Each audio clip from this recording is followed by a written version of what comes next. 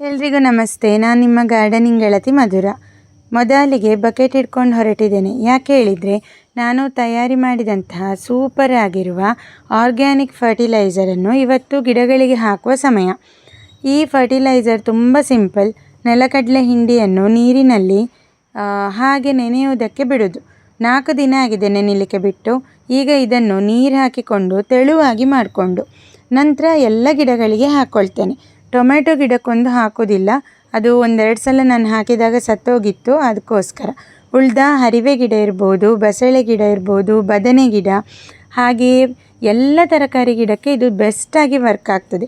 ನಿಮ್ಮಲ್ಲಿ ದನ ಸಾಕೋದಿಲ್ಲ ಅಥವಾ ಹಸುವಿನ ಗೊಬ್ಬರ ಸಿಗೋದಿಲ್ಲ ಅಂತ ಇದ್ದರೆ ಈ ಫರ್ಟಿಲೈಸರನ್ನು ನೀವು ಖಂಡಿತ ಟ್ರೈ ಮಾಡಿ ನೋಡಬೇಕು.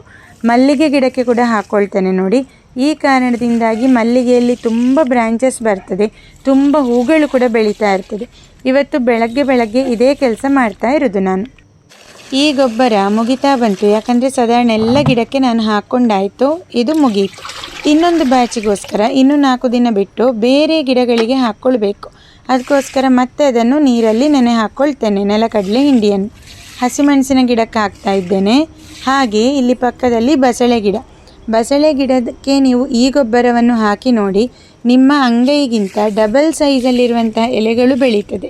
ಇನ್ನು ಇದಕ್ಕೆ ಚೆನ್ನಾಗಿ ನೀರು ಬಿಟ್ಕೊಳ್ಳೋದು ಅಷ್ಟೇ. ಕೆಲವೊಬ್ಬರು ಹೇಳ್ತಾರೆ ಹಿಂಡಿಯನ್ನು ನೀರಿನಲ್ಲಿ ನೆನೆಸಿದರೆ 3-4 ದಿನ ವಾಸನೆ ಬರ್ಬೋದು ಹೇಳಿ. ಹೆಚ್ಚಿಗೆ ವಾಸನೆ ಬರಬಾರ್ದು. ನೀವೇನಾದರೂ ಪೇಟೆಯಲ್ಲಿ ಸಿಟಿಯಲ್ಲಿ ಇರುವವರು ಅಂತಾದರೆ ನಾವು ಸ್ವಲ್ಪ ದಿನ ಅಂದರೆ 1-2 ದಿನ ಇಟ್ಕೊಂಡ್ರೆ ಸಾಕು. ಯಾವುದೇ ಕಾರಣಕ್ಕೂ ಸ್ಮೆಲ್ ಅದು ಬರೋದಿಲ್ಲ. ಹಾಗೆ ನೆಲಕಡಲೆ ಹಿಂಡಿಯನ್ನು ನೆಕ್ಸ್ಟ್ ಬ್ಯಾಚಿಗೆ ಹಾಕ್ಕೊಳ್ಬೇಕು ಹೇಳಿದಲ್ವ, ಅದಕ್ಕೋಸ್ಕರ 1 kg ನೆಲಕಡಲೆ ಹಿಂಡಿ ಇದೆ. ಆಲ್ರೆಡಿ ನಾನು 1 kg ಯೂಸ್ ಮಾಡಿ ಇವತ್ತು ಹಾಕ್ಕೊಂಡಾಯಿತು ಗಿಡಕ್ಕೆ. ಈಗ ಉಳಿದ 1 kgಯನ್ನು ಹಾಕ್ಕೊಂಡು ಇದಕ್ಕೆ ಒಂದು ಅರ್ಧ ಬಕೆಟ್ನಷ್ಟು ನೀರು ಹಾಕ್ಕೊಳ್ತೇನೆ. ಇಷ್ಟೇ ನೀರು ಬೇಕಂತಿಲ್ಲ, ಸಾಕಷ್ಟು ಪ್ರಮಾಣದಲ್ಲಿ ನೀರನ್ನು ಕೊಟ್ಟರೆ ಗೊಬ್ಬರ ಚೆನ್ನಾಗಿ ಬರ್ತದೆ. ಯಾಕಂದರೆ ಇದು ನೀಟಾಗಿ ಹುಳಿ ಬರಬೇಕು. ಮಿನಿಮಮ್ 2-3 ದಿನ. ಹಾಗೆ ಇದರ ಜೊತೆ ನೀವು ಸಗಣಿ ಕೂಡ ಮಿಕ್ಸ್ ಮಾಡಿ ಹಾಕ್ಕೊಳ್ಬೋದು. ಟೈಮ್ ಇದ್ದಾಗ ಹಾಗೂ ಮಾಡ್ತೇನೆ ನಾನು. ಆದರೆ ಬರೇ ನೆಲಕಡಲೆ ಹಿಂಡಿ ಕೂಡ ಬೆಸ್ಟ್ ವರ್ಕ್ ಆಗ್ತದೆ. ಮುಚ್ಚಳ ಮುಚ್ಚಿ ಇಡುವುದಷ್ಟೇ. ಹಾಗೆ ಇನ್ನೊಂದು ಕೆಲಸ ಇವತ್ತು ನಾನು ಮಾಡಬೇಕಾದ್ದು, ಎಷ್ಟೇ ಜಾಗ್ರತೆ ಮಾಡಿದರೂ ಅಲಸಂಡೆ ಗಿಡದಲ್ಲಿ ನೋಡಿ ಈ ರೀತಿಯಾಗಿ ಹೇನುಗಳು ಅಂದರೆ ಕೀಟಗಳು ಬರೋದು ತಪ್ಪಿಸಲಿಕ್ಕೆ ತುಂಬ ಕಷ್ಟ. ಮೊನ್ನೆ ಎಲ್ಲ 4-5 ದಿನ ಸಣ್ಣಕ್ಕೆ ಮಳೆ ಬಂತು, ಕೆಲವೊಮ್ಮೆ ಜೋರು ಮಳೆ ಬಂದಿದೆ. ಈ ಕಾರಣದಿಂದಾಗಿ ಈ ಹೇನುಗಳು ಬೇಗನೆ ಬಂದು ಬಿಡ್ತದೆ. ಅಂದರೆ ನಾವು ಯಾವ ರೀತಿಯ ಇನ್ಸೆಕ್ಟಿಸೈಡ್ ಅಥವಾ ನೀಮ್ ಆಯಿಲ್ ಕೂಡ ಸ್ಪ್ರೇ ಮಾಡಲಿಕ್ಕೆ ಆಗೋದಿಲ್ಲ.